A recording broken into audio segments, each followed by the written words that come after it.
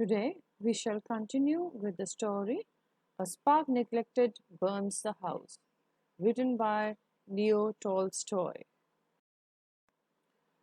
Before we continue with the rest of the story, let us recall what we had read or understood in the previous video. The story A Spark Neglected Burns a House begins with the description of a Russian farmer, Ivan, and his family.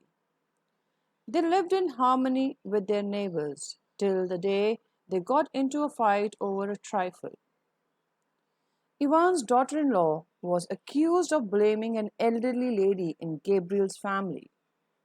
Though Ivan was advised by his father to resolve the matter, but his action and the counter action of Gabriel aggravated the quarrel. The matters kept piling, and each day became worse. They started dragging each other into the court. Every accusation made the enmity grow, and this continued for 6 years. In the seventh year, drunken Gabriel hit Ivan's daughter in law, and Ivan found another matter to be reported to the court and have Gabriel flogged. Gabriel was shocked and cursed his neighbor for the same. Both Ivan and Gabriel heard the sentence being read. Ivan looked at Gabriel's face to see how he would react. Both of them heard what the judge said, and Ivan wanted to see how Gabriel would react. Gabriel's face had turned pale, it had become colorless. Ivan followed him and overheard Gabriel say, "Very well, he will have my black forked. That will make it burn, but something of his may burn worse than that." Gabriel said that, of course, Ivan has been able to make the judge sentence against me and make me beaten through the court, which will hurt me a lot. But at this moment, I do wish to do something that would make him feel even more bad. On hearing this, Ivan went back to the court and complained that Gabriel had threatened to burn down his house. When asked, Gabriel said he hadn't said anything like that. In the above lines, the author tries to say that after hearing the sentence, Gabriel grumbled for being beaten and felt like doing something that would hurt or burn Ivan even more. On hearing the words of Gabriel, Ivan reapproached the court, for he feared that Gabriel might burn his house. As Ivan returned home, his heart grew heavy as he thought about Gabriel. Then he saw his aged father cough and sit up. "Well, has he been condemned?" he asked. The elderly father asked his son, had Gabriel been punished? "Yes, to 20 strokes with the rods," Ivan replied to his father. Hearing the answer of his son, the old man shook his head. "A bad business. You are doing wrong, Ivan. A bad business." He told his son that what he was doing was not right. It was something bad, something wrong. "Why think of harm Gabriel has done?" said Ivan. Now, Ivan replied his father that he wanted him to think that what Gabriel had done in return. "He nearly killed my wife, and now he's threatening to burn us up. Should I be thankful to him?" Ivan tries to put his perspective in front of his father, telling him that he had hurt his wife badly and plans to burn down his house. Should he be thankful to him for what he is thinking? The old man coughed, cleared his throat, started again. "You think Christ taught us wrong?" He asked him to think over the teachings of the Bible, where Christ's teachings are written. Had God taught us to do something wrong? What fine fellows your son have grown. You might live and get on well, but now your means are lessening. He tries to warn his son, telling him that his sons are now following his footsteps. They too have started quarreling. He might live and be able to lead his life, but his resources were becoming less day by day. And did he know the reason why? All because of this folly, all because of this small mistake, because of your pride, and because of the pride that he still had. There was a lot of work within a farmstead to do. Instead of talking to women, he went out to the threshing floor and then to the barn. Now, after having a word with his father, Ivan did not talk to anyone. Rather, he went out to the threshing floor. By the time he had kneaded the place, the sun had set and his sons returned from the field. There was a light inside. Ivan's daughter in law was spinning. His wife was making the dinner ready. His eldest son was making straps of bark shoes. The second son sat close to the table with a book, and Taras was getting ready to the pastures, to the green fields, the horse at night, for he wanted to take the horses to graze over there.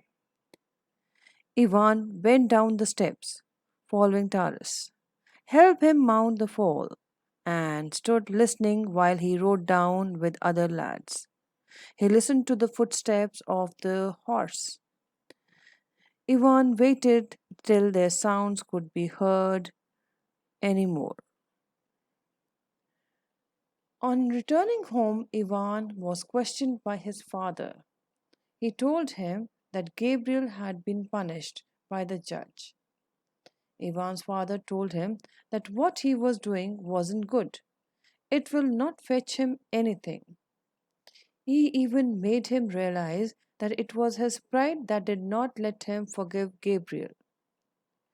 He told him to concentrate on his work instead of fighting with his neighbor.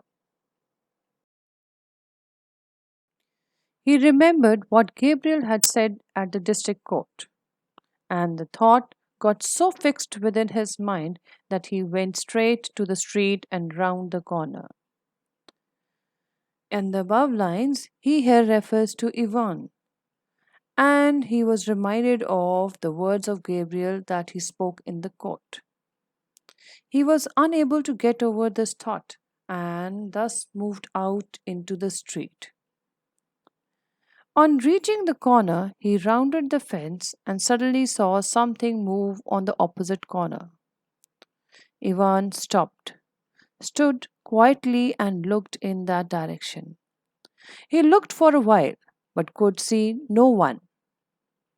He had hardly stopped when he saw something flare up, light up brightly at the same place. He clearly saw a man wearing a cap on his head, crouching down, bending down, with his back towards him, lighting a straw bunch which he held in his hand, straining every nerve, concentrating, trying to look carefully. Ivan approached with great step. He tried to quietly approach that man. In these lines, Tolstoy describes that though Ivan was working in his farm and with his family members, yet the thought about what Gabriel had said in the court, he could not get over it. He moved out of his house and saw a man standing in a corner with lighted straws in his hand. Ivan tried to quietly get hold of him so that there could be no harm. Ivan was still at a distance when he suddenly saw a bright light. He was a little away from the man when he had seen the light, But it was not in the same place and not a small flame. But now it was no longer the little flame that he saw on the straw. The thatch had caught fire at the eaves, and the flames were reaching the roof. The small shed that was made up of sticks and leaves had caught fire on the wall side, and the flames had started to reach the roof. Gabriel, who was standing below, was clearly visible. Like a hawk pouncing upon the lark, like an eagle jumping upon the small bird for its prey. Ivan rushed towards Gabriel. Ivan moved towards Gabriel to get hold of him. But Gabriel had heard his steps and ran fast, past the barn like a hare, like a wild rabbit. Just as Ivan was about to catch Gabriel, the latter sidestepped him. He dodged him. However, Ivan was able to catch the skirt of his coat. He was able to hold the lower part of his coat. It tore off, and Ivan fell down. He got up, shouting. Ivan got up and shouted, "Help! Seize him! Catch him! Murder! He's trying to kill!" And ran again and started running behind Gabriel once again. But Gabriel had reached his own gate by that time. And when Ivan was about to catch him, someone struck him with a sudden blow. It was Gabriel, who, holding an oak wedge which lay near the gate, had struck with great force.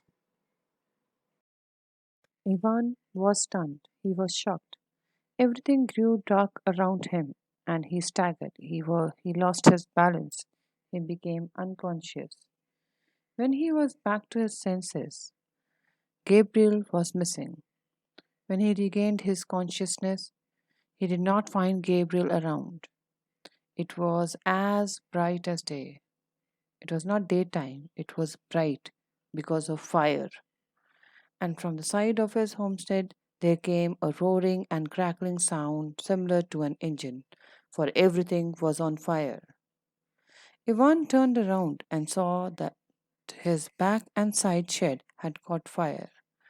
The flames, smokes, and pieces of burning straws were being driven in the hut's direction. "What is this, friends?" Ivan cried, lifting his arms and striking his thighs. At this moment, Ivan felt bad for what was happening around. He felt that he had lost everything, and he said, "What has this happened, my friends? Why, all that I had to do was just to snatch it out from the eaves and trample on it." At this moment, Ivan thought that instead of running behind Gabriel, all he had to do was just pick the fire that had lighted the eaves and trample on it and step over it to extinguish it. But he hadn't done so. And what had happened? At Ivan's house, they only managed to save his father. The family escaped in what they had on. That means only what they were wearing. Everything else, except the horses, which had been driven out to the pastures for the night, was lost. Everything else was lost. All the cattle, fowls, carts, plows, and the grains in the granaries, all were burnt up. All were burned to ashes. At Gabriel's, that is, at Gabriel's house, the cattle were driven out, and a few things saved from his house. The fire lasted throughout the night. The fire which had lighted up, it kept on burning throughout the night and turning everything into ashes. The next morning, the village eldest son came to look for Ivan, and the eldest son of Ivan he came looking for his father. "Daddy Ivan, your father is dying. He has sent for you to say goodbye. He wants to say last words to you." Ivan had forgotten about his father and did not understand what was being said to him. What father? He said. Whom has he sent for? At that moment, the boy tried to remind his father about his old father, who was left in the cottage to burn alive. He sent for you to say goodbye. He is dying in our cottage. Come along. Come with me, Daddy Ivan, said the elder son, pulling him by the arm, and Ivan followed the lad. At this moment, Ivan followed the boy to see his father for the last time. When he was being carried out of the hut, some burning straws had fallen on the old man and burnt him. The boy had told Ivan that while they were trying to save the old man, few straws had fallen on him and burnt him. He was taken to the village elder's hut, where the fire had not reached as yet. When Ivan came to meet his father, there were only elder's wife in the hut, besides a few children on the top of the oven. The old woman went close to him and told him that his son had come. He asked him to be brought nearer. Ivan came closer to his father. Ivan, I say, Ivan. At that moment, his father called out his name, Ivan. And Ivan asked his father, What, father? What do you wish to say, father? And he asked him, What must you do now? What will you do now? At that moment, Ivan was weeping. I don't know how we are to live now, father, he said. At this moment, Ivan told his father that he did not know what he was going to do, for everything had been burned down to ashes. The old man closed his eyes and moved his lips as if to gather strength, and opening his eyes again, said, You will manage. At this moment, the old man closed his eyes and gathered his strength to talk to his son, and he told him to have patience as he will be able to manage to lead a life. If you obey God's will, you will manage. If you walk on the path that has been shown by God, you will be able to manage in this life. He paused, then smiled and said, Mind Ivan, don't tell who started the fire. At this moment, his father told him not to tell anyone that who had lighted the fire. Hide another man's sin, and God will forgive two of yours. If you will try and hide the sin of a man, God will help you and forgive you for the sins that you have committed. Saying this, the old man took the candle in both hands and folding them on his breast, sighed, stretched out, and died. That means he breathed his last. He died. Ivan did not say anything against Gabriel, and no one knew what had caused the fire. Ivan kept the words of his dying father and did not disclose to anyone that who had lighted the fire.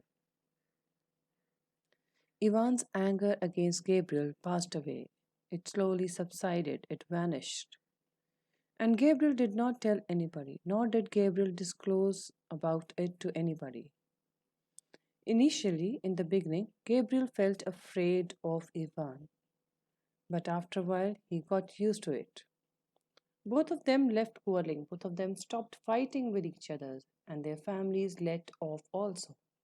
Nor did their families fight now. While rebuilding their houses, both families lived in one house, and when the village was rebuilt, they might have moved farther apart. Ivan and Gabriel built next to each other. They built their houses next to each other and remained neighbors as before. They lived as good neighbors should. Ivan's Skachebekov followed his old father's command to obey God's law, to follow what has been said by God, that we must respect all our human beings. We must forgive if someone does anything wrong against us. And if one does him any injury, he now tries not to revenge him. At this moment, he does not try to take revenge from them. He has understood the meaning of his father's words, but rather to set matters right again, but tries to settle down the matter. And Ivan Skeshebekov has got on his feet again. He is once again a prosperous farmer and now lives even better than he did before. And he lives even more happy life than he used to lead earlier with good neighbors in his next door. After reading and understanding the story, we can justify the title of the story A Spark Neglected Burns a House, which is very apt as it suggests that we must extinguish the spark, the mistake that we make in our life, immediately before it turns into an uncontrollable fire. Had Ivan resolved the matter of the lost egg with Gabriel's family, the fight would not have taken a bad shape and they would not have dragged each other in the court. Thus, we must always remember that we must nip the mistake right in the bud itself. The story highlights a beautiful theme of forgiveness. A Spark Neglected Burns the House is about two neighbors, Ivan and Gabriel, who always fought with each other. It is a short story by Leo Tolstoy highlighting the proverb, forgiveness is the greatest attribute. We must remember that hatred has horrible consequences, as we could clearly see in the story where Ivan and Gabriel led each other into the court and later on burned everything down to ashes. Humility is essential in forgiving. We must remain humble. We must learn to leave pride aside and forgive our fellow beings. For forgiveness can solve and save one from a lot of troubles. I hope you have understood the chapter well and would practice the quality of forgiveness in your life. Thank you and have a nice day.